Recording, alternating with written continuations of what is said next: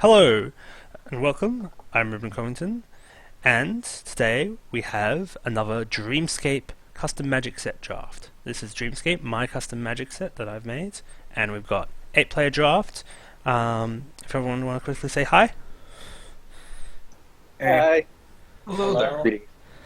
So, so we're going to go through my pick orders. We're going to talk about some of the elements of the set, what's been changed recently, what kind of things still need to be done to complete the set, and any other interesting archetypes or cards that we come across. So, let's start off with, let's quickly go through this pack and see what we're going to pick. So the real standouts here are the rare, which is Reality Wave, which is a powerful premonition card that returns all non-land permanents to their owner's hands with premonition. And premonition is really good with this because you can have everything bounce at the beginning of your turn, and then you get to play things first, which is often the trouble with sweepers. And for those who aren't familiar with this new custom mechanic, you can pay a certain amount of mana, and then cast it from your hand. Rather than casting it from your hand, you can pay that cost, put it into your library face up beneath the top X cards, and as it reaches the top, cast without paying its mana cost. So it's a variant of Suspend, but you can use card draw and mill, etc., to increase its speed. So we'll take that and continue on. Premonition is super neat, but unfortunately it's been rather difficult to actually playtest with. Yeah, so Premonition is really nice in paper playtesting. It's basically just Suspend in online playtesting because it's not properly supported. It's no real way you could put cards in your library face up in Cockatrice, which is what we use to actually play out the games. For those interested, this is Planesculptor, which is planesculptors.net, which is where website where you can upload and browse other custom sets and then organize drafts, etc. And we organize this via the Custom Magic Discord channel, which if you're interested in joining, links to that will be in the video description. Okay, so Anyway, so what cards have you guys picked as your first pick that you found awesome? So My rare is really cool. It's a modal card with flashback. It's Eva's Mandate. Like it gives me 2 tokens, or it gives my 2 tokens indestructible and +2/+2. yeah, well that's a really interesting cycle. So it's a rare cycle because the flashback plus being a modal card means you can have it so that you want to design it so that the 2 modes combine well with each other, and it means that you can have that you don't always choose the same modes when you flash it back to when you cast it initially, which is an interesting tension, and it gives you a lot of options. They're very spiky cards and quite enjoyable. Very early in development, I remember those being uncommons, and then every time it's like, this is really strong when you have the option of giving a pump and then fighting. Maybe we should move this one to a rare. Maybe this one. Oh no, they're all rares. Yeah, well, as in because, basically, I either had to make them look really underwhelming to be uncommon, but they were just far better as rares. So the card that I picked for my second pack was Savage Strike, which is 4 and a green instant. Target creature you control gets +2/+2 until on the turn, and it deals damage equal to its power to target creature you don't control. So it's a one-sided fight plus a pump at instant speed with flashback for 7 and a green. This card's very, very powerful, if a bit on the slower end. I distinctly did not pick a rare for my first pick. It was in my first pack, I had the 3 and a blue-green for a 3/8 turtle. This is the second time I've had the option to pick it, pack 1. And I still... It looks good, but I don't want to commit that early to a card that's it's a role player, but like I don't think it's a huge bomb. So instead, I took Ancestral Recall, sorry, a Subconscious Recall. Yeah, so Has a lot of the same text. yeah, so subconscious recall is draw 3 cards for 4 blue, which is not very efficient, but at sorcery speed. But you can premonition it for just a single mana, but you have to wait 8 turns. This is one of the cards that is most affected by if you have self-mill or extra card draw, etc., to speed that up, and the whole archetypes are built around that. I just saw Aether Predator has Dreamwalk, but it doesn't have a border, so I totally missed it had Dreamwalk until I actually... Oh, yes. Okay, so part of my last playtest was that Dreamwalk wasn't prominent enough, and so nearly all the Dreamwalk commons got buffed, and I added an extra Dreamwalk creature, but yeah, I just forgot the border. So I think that's really important, because you want... It's such a big part of what makes your set unique. And I want to see more cards like this, which are like a really good common that sort of has a role player in one of your archetypes, and also has Dreamwalk to help tie your set themes together. Yep. Anyway, so I'm going to take Demean here, which is one of the premium black removal spells. It's 3 and a black instant. Destroy target creature with toughness 3 or greater.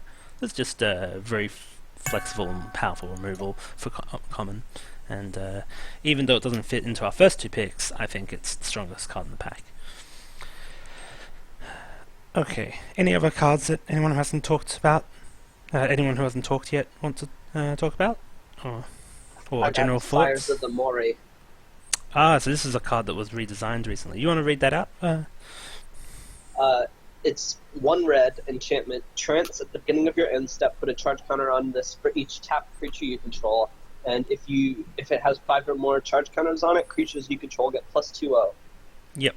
So Trance is one of the more minor mechanics in the set, and you can see here, I've got Maddening Revelation, which is 2 and a black sorcery. Trance, target player discards a card for each tapped creature you control, and so it just cares about how many tapped creatures you control, and helps reinforce some of the themes that Dreamwalk already helps convey. So here we go. Dreamwalk, for those who haven't seen it before, is new mechanic.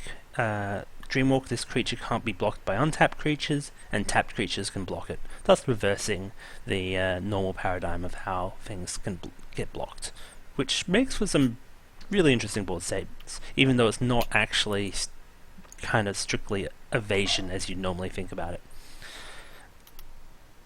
Anyway, so I'm just going to take another Demean here, though. Yep, so what do you say? How I've been sort of seeing the set so far is there's sort of these 2 halves of it. There's the Trance Dreamwalk tapped matters half, and then there's a sort of flashback premonition where you're doing things with the top of your library and your graveyard. And I think they're both cool, but it feels to me like there might be something missing to kind of bridge the ideas that I have. Okay, because I generally find that that it's the flashback cards are there is this kind of, there is a little bit of this. One thing that I deliberately did was have the prowess. What was it? Yeah, the prowess.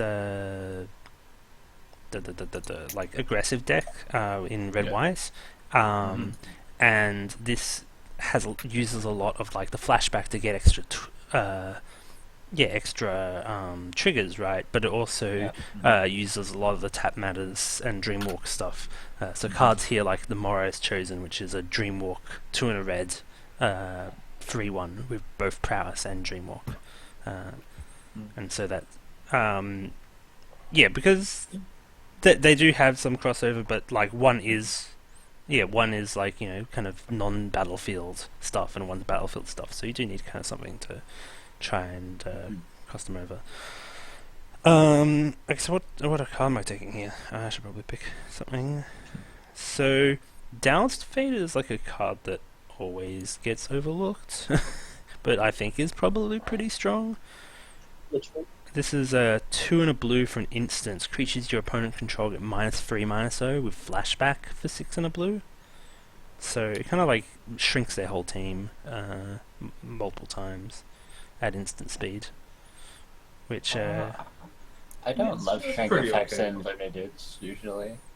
I just grabbed some really nice removal in a Sleepless Stupor. It's an enchantment that gives a creature -1/-1 for each tapped creature you control. So it makes it so you have to swing interestingly in order to kill the creature.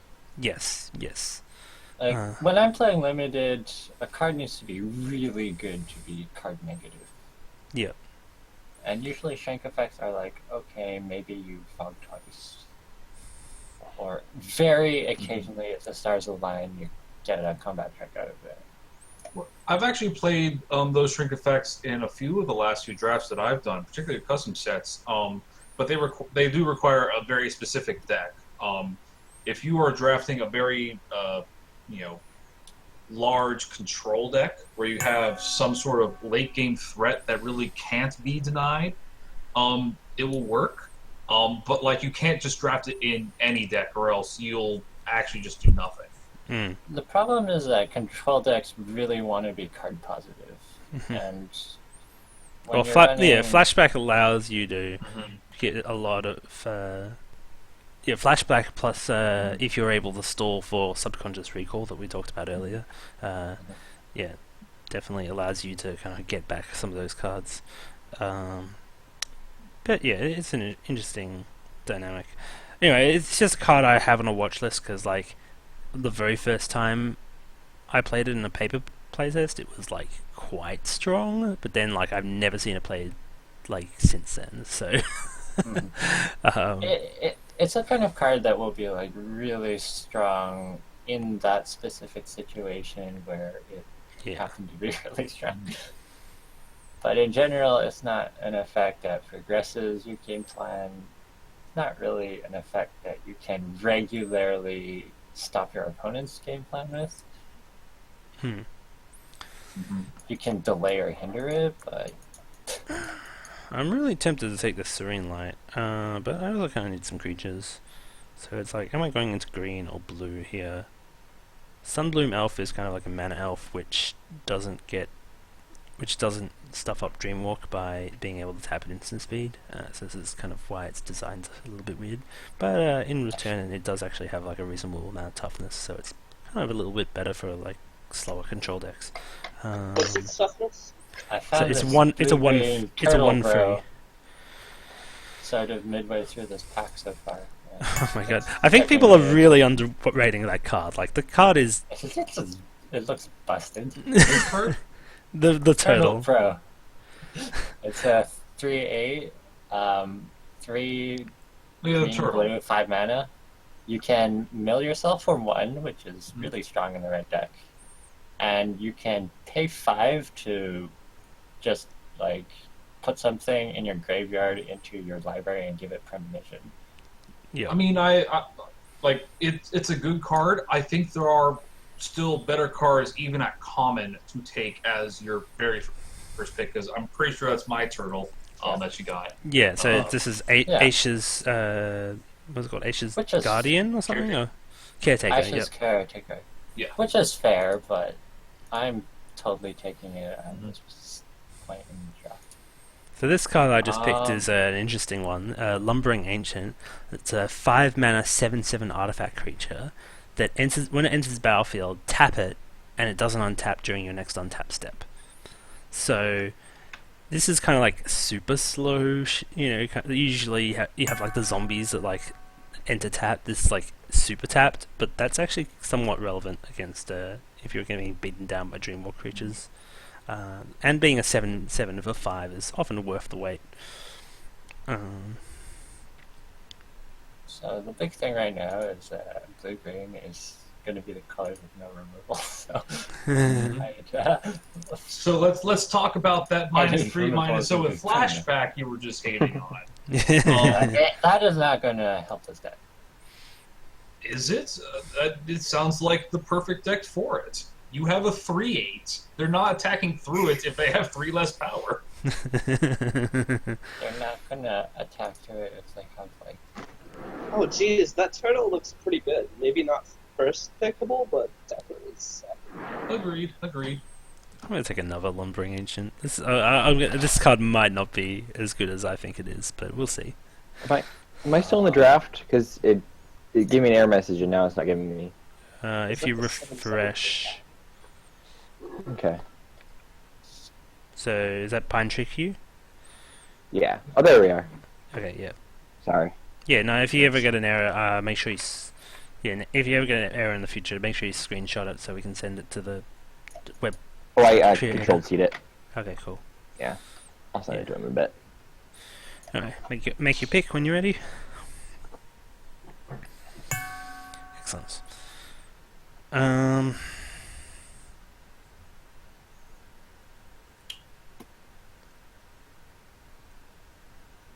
Kind of don't really want to end up in green-black, but I mean, it's like not the end of the world, I guess. This card's like just good. So green-blue is the self-mill archetype, and also I'm seeing a lot of that. Also has a lot of reward for playing a reasonable amount of flashback spells because of that. And so yeah, this is probably one of the premium commons for that. Is Aether Predator. It's 3 and a green for a 3/4 Dreamwalker, and you can pay 1 and a blue to put the top card of your library into your graveyard. And this mechanic just kind of allows you to slowly mill yourself, while you're doing other things, and also greatly speed up any premonition cards you might have, while being a good body. Question is, how am I going to kill fires? How you're going to what? How am I going to deal with fires? Reach. You need reach. or your own flyers. I've got a bit of reach. So, the pick that I was holding up on for a little while is the Inspired Researcher. And every time I've looked at it in the past, I've been like, man, if only I was committing to blue-red, this card would be amazing. Yeah, you want to read. You want to read that out? So Inspired Researcher is a single blue for a 0/3. With 2 in a red, sacrifice this creature. It deals 2 damage to target creature or player. Now, the weird thing about the archetype is that it kind of borrows a lot from the red-white archetype, where you get a lot of the prowess creatures and the spells matters creatures from red, and you get a lot of the enablers and a lot of the just raw powerful cards from blue. There's actually multiple ways you can build the red-blue deck. So, so you can build it a bit more tempo-orientated, like you said. But there is also a very powerful, like red-blue premonition control deck. Yeah, because blue has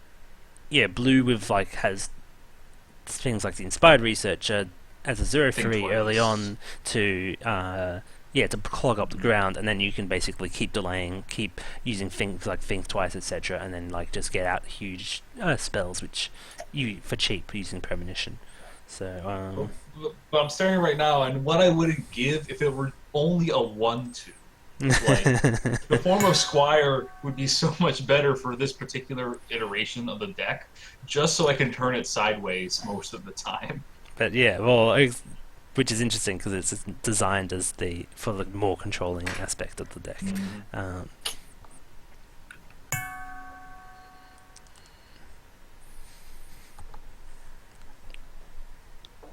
Okay, so I'm pretty firmly in green, and I could,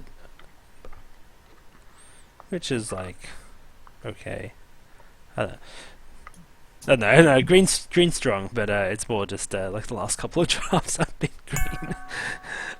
Oh look, that's like a good green pick, last pick. I've been in red every draft I've played of Dreamscape. Okay, so we have a new pack, lots of new cards to look at, and let's take a look. So, our rare is this is the card the modal flashback card we were talking about earlier, Evers's Mandate. Now, this is very powerful. So 3 and a white, choose one, create up to create two white knight creature tokens with vigilance, or up to 2 creatures you control will get +2/+2 and gain indestructible until end of turn. And it has flashback for 5 and a white. I'm not in white. This kind of makes me a little sad that I'm not in white. However, Memory Guide here, I think, could be very powerful in our deck. So this is a 1 green-blue for a 3/2 that whenever you cast a spell, if you didn't cast it from your hand, Memory Guide can't be blocked this turn. And a 3/2 unblockable is a very powerful threat that can kill your opponent quite quickly. So this is obviously great with flashback primarily, which is green-blue flashback, self-mill being the archetype. Though it also does work with premonition, which is worth noting. Time for the admission that I have no idea what I'm doing, which is playing the third color. I mean, you can splash. That's fixing. You're in green. I need a color to kill stuff, so let's start taking red cards and see how that works out. Okay. So we've got another gold card which isn't in our color, but this is for the blue-white tempo deck. So this is Drellin Jewel Mines, 2 white-blue, creature human wizard, 3/2, and at the beginning of combat on each opponent's turn, tap or untap target creature. And this allows you to really just manipulate their creatures and allow you to get through with either Dreamwalkers or non-Dreamwalkers, depending on what you need.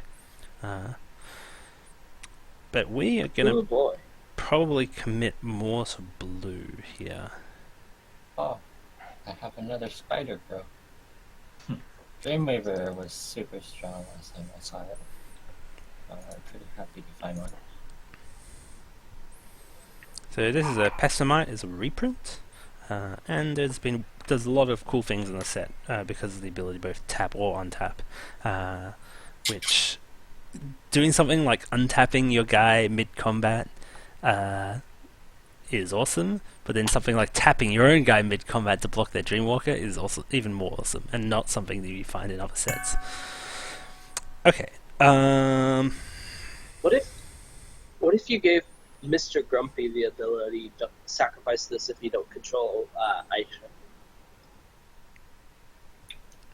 Aisha. As in for the wording.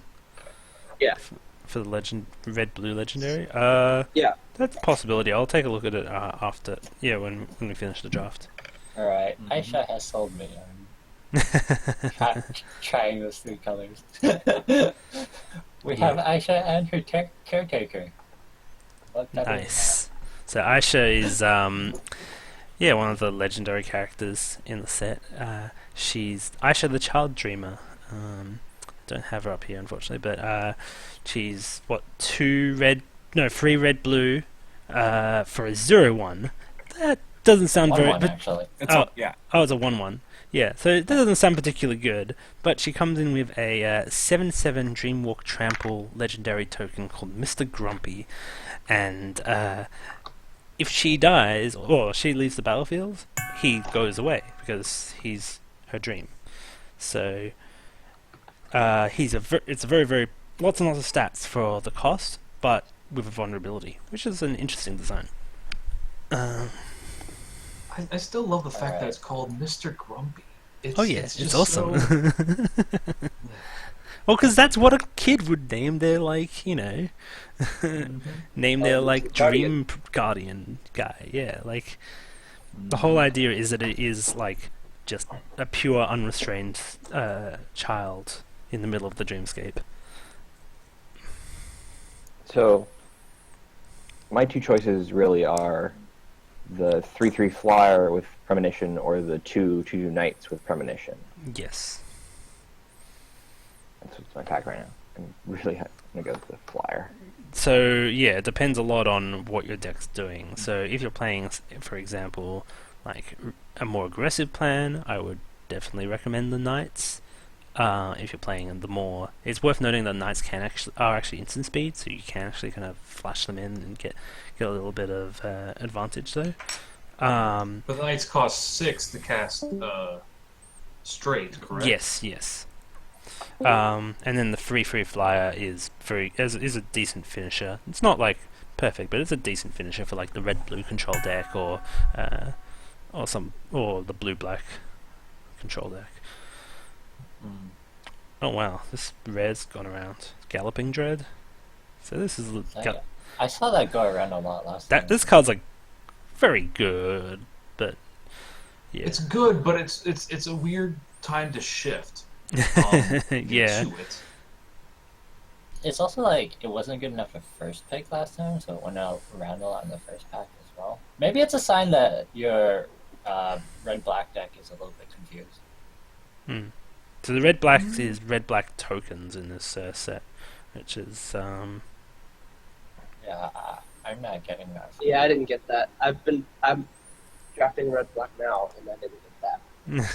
okay. I drafted red black last time, or no, two Oh, times. it's more red-black aggressive, but yeah, that's interesting. That's what I got, but not necessarily specifically tokens. The thing is, when your archetype is like red-black aggro, it just ends up realistically being red-black cards.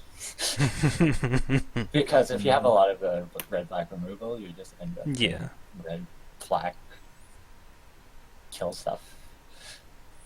I would think about trying to think that a little stronger.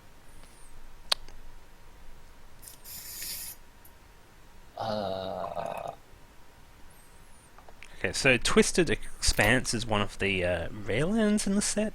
So this is a cycle of 5 ally colors jewels, which so they enter the battlefield tapped, and when they enter the battlefield, you may tap or untap target creature, and then they tap to add their colors amount. So this is a bend in the color pie, but because things like red doesn't usually get much tapping untapping, but it's definitely within the definitely within the bounds of the set because of its themes, just like kind of lands were in all colors in Zendikar, etc. I've seen pretty much no good removal in any of these colors. Well, I think a lot of us are stepping on each other's feet. Yes, a lot of us are taking the removal. Mm-hmm. We're good limited players. We know what wins games. Yeah. How dare we? So, That may be a bit of an exaggeration. Mm-hmm. it's like Especially for me. I'm going to take that fixing because it's good and in my color. elemental. What? I mean, I'm getting an obvious sign of what people aren't playing right now as I stare at a Cognitive Volition and Mind Snatcher, which are both a black-blue rare and a black-blue uncommon. Yeah. Which would be wonderful if I could actually audible that way. Yeah. So instead I'm taking the 2-mana 2/1. Yay! If only. Oh yeah, so we see here, so I'll read this out for stream. So this is Mind Snatcher is one of the premium cards for the blue-black mill control deck. So it's blue and a black for a 2/2 flyer, which is pretty good. And then if a card would be put into an opponent's graveyard from his or her library, exile that card instead. And at the beginning of each end step, if a card was exiled by Mind Snatcher this turn, draw a card. So it means that your mill spells draw you cards, and they don't fuel your opponent's premonition, etc. Which is pretty insane. Sorry, not premonition. I mean fuel their flashback. Right. I remember how this archetype works. It's going to be like in I played a teamer deck one time in cons, and I barely had any removal, but I had all these solid bodies. So what ends up happening is you play a bunch of stuff until you alpha, and I just need to find the card that will let me alpha, and I'm probably okay.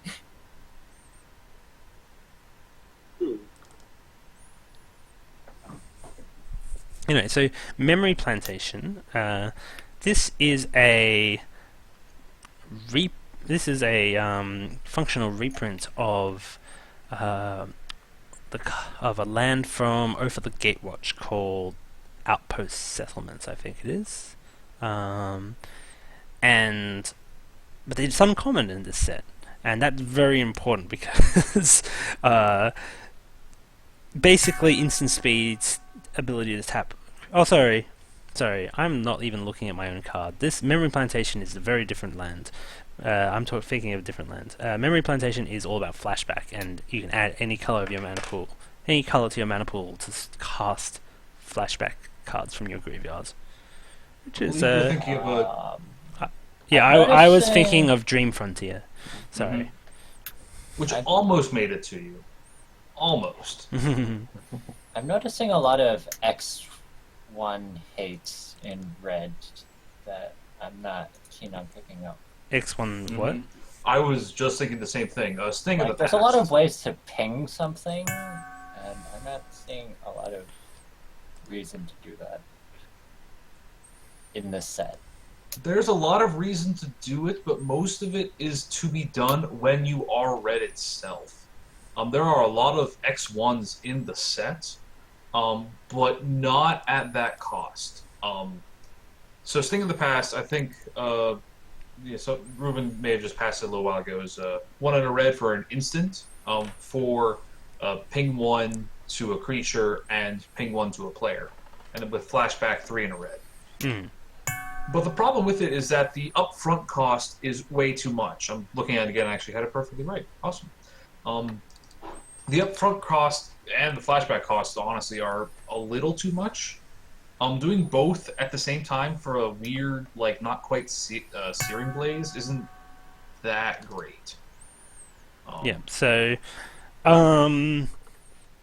I'm just noticing this as I'm like looking for solid removal for my deck, and I'm just seeing a lot of these ping effects, and I'm like, this isn't really what I'm looking for. Yeah, so, okay, it's possible the flashback cost has been too high. This card has changed a lot, but there are, like, definitely targets for it, and it's needed, because, things like Best Demise and the free 1 Prowess, Dreamwalk Guy, and all the 2-1s in like red and stuff. The thing is, within that same breath, you actually spoke to the problem of the card. It's trying to kill a 3-1 Prowess. That's not going to work out too well most of the time. Yeah. I'm just like sad that this Inspired Researcher is basically my best removal spell, and I've been trying to pick removal for the entire draft.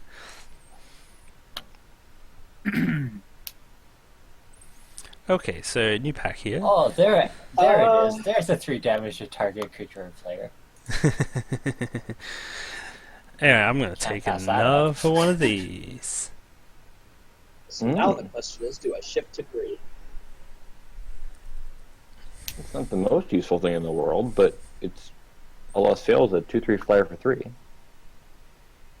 What card's this? I got the Animazoa, the blue flashback payoff. Yeah. 3 mana, 2/3 flyer. When you cast an sorcery with flashback, copy it. Yep. I don't have that much. Seems pretty busted.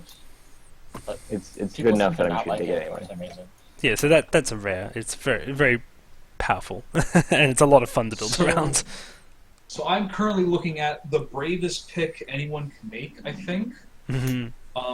Dream Blessed Scout. It's a 2 white for a 3/3 with the text, spells that target Dream Blessed Scout cost 0 to cast. Yep. It's not just you. So... It's kind of crazy. It's not just me, which is a problem, because if it was just me, it'd be pretty great. Can I defend it well enough? Or I think I just take it because the draft has gone too far, and I should definitely commit to just being brave. The card's a lot of I don't know how I fun. feel. I don't know how I feel about it, because the drawback is like so gigantic. The drawback is massive, but they need to have removal at, instant speed. I guess you can still sorcery speed it. But there's a lot of things that miss it. There's not too many destroy just target creature. They usually have some sort of condition, whether they be tapped or untapped. But there's a lot of really bad things that can happen to it, like recurrent betrayal, or a lot of things. But I actually think I have just enough upside that it will be not fine, but it'll be interesting. Yeah, I've seen it both I've seen both people stack, 5 or 6 counters on it and like multiple auras and just win the game. And I've also seen people, like play a combat trick on it and then have someone just be like, I'm gonna cast my removal spell for free. Thank you. So I guess the other important thing, though, is that spells that target only this card cost 0 to cast, Yes. which is kind of okay. So you can't get... there's a lot of spells that just don't work on. I found this recurrent dispersal card, and I was like excited to try and find the flicker theme, and I am not seeing the flicker theme. I have nothing to flicker. Literally 0 cards that enter the battlefield and do something, which is very unfortunate. Yes, Flicker isn't really a supported archetype.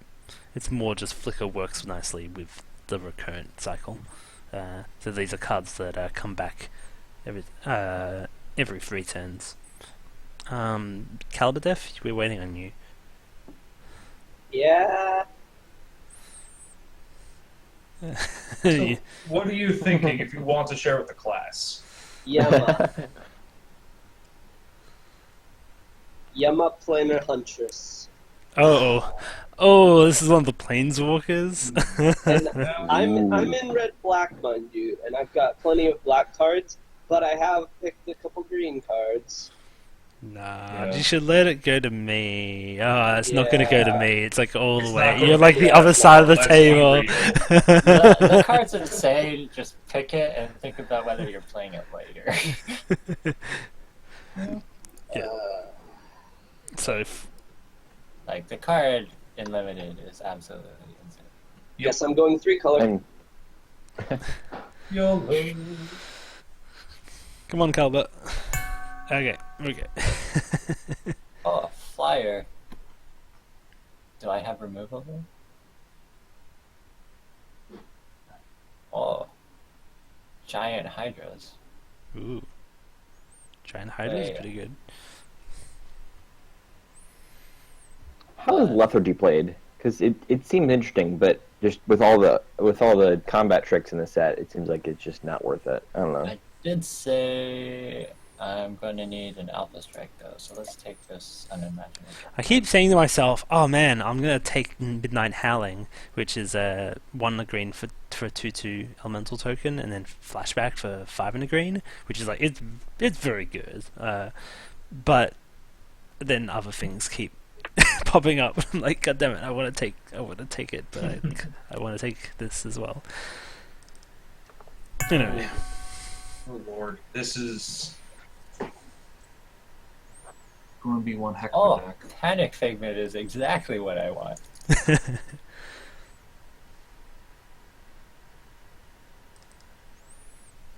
This is the card. This is the card that says So that's the I won't drop it.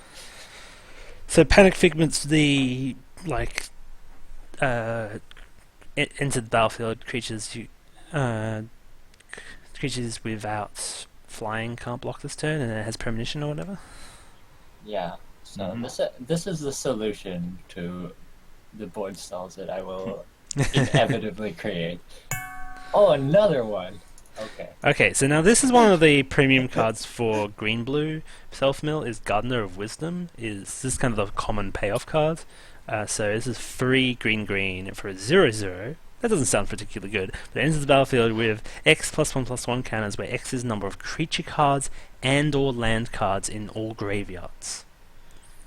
It gets big. It gets real big when you're milling, and so this is this is basically your common payoff.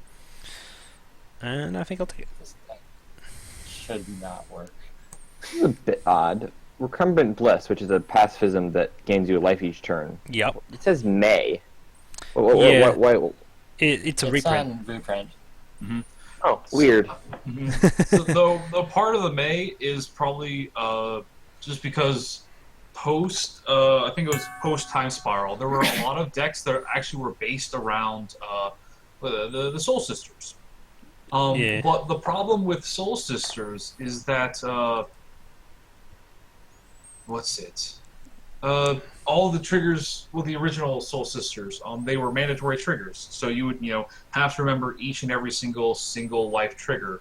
So a lot of effects then got May triggers. So for rulings, you wouldn't have to, yeah, but then backtrack and keep but then counts. it's stuffed up digital, right? And then they changed it back. Yep. And then they just like, hey, you can just shortcut it in real life, which is how I think it works better. 2 drops. Okay, I need this Midnight Howling. Yeah, I know. Midnight Howling's like so tempting all the time. Another one. Oh boy, this is an interesting card. Okay, so Right. Apparition of Savagery is 2 green for an enchantment that whenever a player taps a land for mana, that player adds 1 mana to his or her mana pool of any type that land produced. So it doubles its mana. But then it also has X green, where the enchantment becomes an XX green Hydra enchantment creature with trample until end of turn. So it always gives you a mana sink. And a pretty good one at that. I'm pretty sure I should have just taken that card because it's absolutely insane. But I Yep, I'm taking it, and I'm gonna kill some people with it. How hard am I self-milling here? Do I take this 1/1/3 mock? I don't think I do. I think I just take my Midnight Howling. Cool. So we'll take Dreamweaver, which is a 1/3 reach Death Touch. Just good flexible card. Means we don't die. I'm gonna want this Abundant Growth because I'm 3 colors and have nowhere near enough fixing it. Abundant Growth is a nice card to see. Yeah, it's nice. It's a nice reprint, and I really needed it in the set, and it's happy to add it. Yeah. And sweet art. I'll be amazed if this deck works. I'm actually fairly happy with mine, as much as I'm a bad drafter. I like this. My deck, I mean, it's a really nice blue-white tapped tempo. Do I just play more big things? I just have like all the 5 drops, which kind of worries me. Alright, I have 2 Earthquake effects. I will just take all the big things. Not Earthquake. What do they call them? Chasm effects? Fault. Falters. Yeah. You wield. That's good to know. Got Strive for Justice back from my initial pack. Yeah, a lot of people don't want Strive for Justice. It's like you really need to be in like an aggressive deck to want it. Mm-hmm. That's that's +2/+1 flashback. +2/+1, and I guess somewhat relevant as a drawback of Vigilance, which is very rare to say. Destiny Crusher is such an overblown name for what the card actually does. Sorry, say that again. Destiny Crusher is such an overblown name for the actual card. It used to be a free, and it was like crushing, but now it's only okay. This is just a 3/2 haste for 4 that you can premonition. It used to be insane. Yes, it used to be insane. I drafted It's like 2 of those. it's like 2 decent. of the other premonition blue card. You then draw 3. Yeah. Play 4 dudes, swing 6. Like it's still, it used to be insane in any deck, and now it's like, decent, but gets a lot better in decks that can support it. I guess we'll take the sideboard cards.